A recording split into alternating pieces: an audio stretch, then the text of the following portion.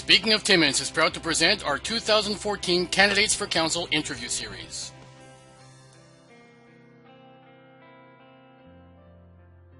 It is my pleasure to welcome our guest today, Veronica Farrell, candidate in Ward 1 in the upcoming municipal elections. Can you tell our viewers a little bit about yourself, your background, and what led you to run for council in 2014? Okay, I have been working at the credit agency for the last 32 years. I do sit on different committees in Timmins, one of the bigger ones being Community Living of Timmins. I sit on their management and finance team and help with their budgets for the government that we have to do every year. My experience is a lot to do with the budgets. And one of the things I would like to do, sitting on council, is to organize an ad hoc committee, to make a little committee where we, as an ad hoc committee, would sit on any of the department heads' budgets. So in the department head, for example, library, we would sit with them and go through their budget line by line, and then bring that back to council and see if we can do some kind of a savings in all the department head budgets. Because really what they're doing at this time is they're bringing the budgets to the council meeting, telling them some of the stuff that's on the budget, and then what happens is the budget gets passed, and then there's things that the council didn't know that is being done and paid for, and it's not the way to do it. So I do have a lot of experience in that aspect, and that is one of the things that I really, really want to do on council. What do you believe should be the top 2 or 3 priorities for the new council? One of the top priorities is going to be, of course, is going to be the water. How can we fix this? I know we're going to be paying this water bill for a very, very long time, but there's got to be some way where the cost is going to be stopped without us having to pay more money. So we have to look at how it was done in the very beginning and go back to that part of it.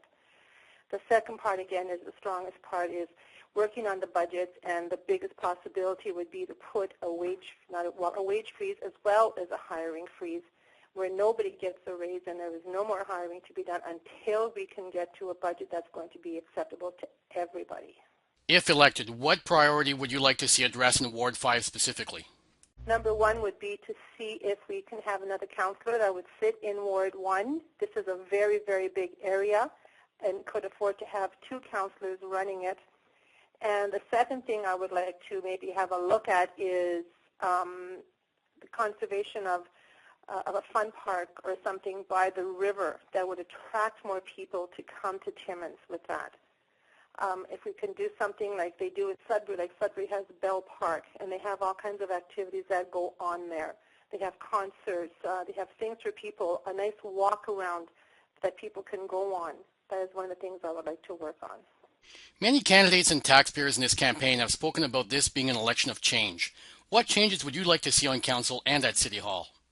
I would like to see a change where whoever is going to be elected to council this year is going to take a harder stance on anything that is brought to council. Like, we got to learn to say no in a way where it's feasible for everybody. I think that the last council, what happened is they didn't know what was going on until everything had happened and it was too late. Well, this council is going to have to make a point of knowing what's happening before it hits the council table. And this is where my ad hoc committee would come in.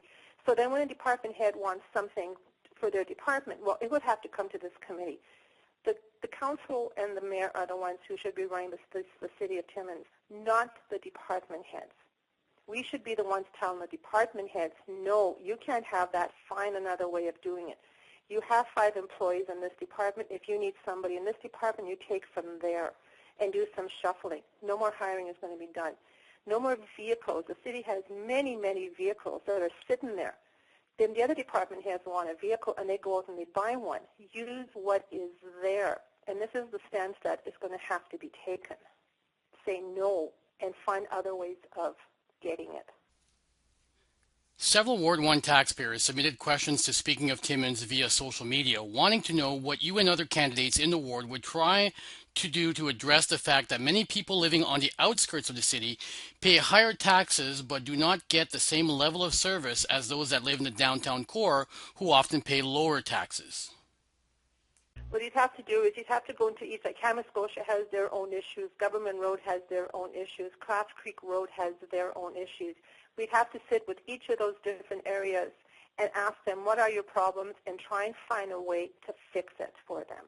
One thing, people who move out there, they already know what their taxes are going to be. So they can't be surprised that they're going to be paying a high tax. They already know when they moved it that their taxes are going to be, example, $5,000. Where when they were in Timmins, they were paying $2,500. That part they already know, okay? But I agree with them, yes, the services should be there. So that is something we have to sit with each of the different areas and see what problems that they have there and how we can fix it, and sit down together as a group to find out how we can fix it for them. We can't just have one person saying, yes, I'm going to do this. No, you have a problem. Let's get a committee together. I'm a big committee person. And try and find something, get something down, and bring it to council and see what we can do there. What 3 living individuals that you have never met would you like to go out for dinner with? This is going to be very crazy, but my family and my friends all laugh at me. I would go and have dinner with Pitbull. He's a singer that I love to listen to. I would go and have dinner with him. I would like to go and have dinner with Princess Kate, just to see how her life has changed since she's married into royalty. And I would like to meet with a mining official here in Timmins, one who is very knowledgeable in the Mining Act here in Timmins. I'm not sure who that would be, but I would like to sit with someone like that also. What book should every person read in their lifetime? To Kill a Mockingbird. That book stands to a lot of different problems that the society has. I think it is a very good book, and I think we could learn a lot from that book. It tells you about determination, trying to help somebody that you know has been wronged, how their children have seen what has happened, and it's just a wonderful book to read. I think everybody should read that book. What has been your favorite travel destination? Punta Cana. What 1 or 2 items would people be surprised to see on your bucket list? To see on my bucket list would be to do a hot air balloon ride over the Serengeti, and to do a boat cruise down in South America on the Amazon. Well, that does it for this edition of the 2014 Speaking of Timmins Candidate Interview Series. My name is Frank Rock, and this is Speaking of Timmins.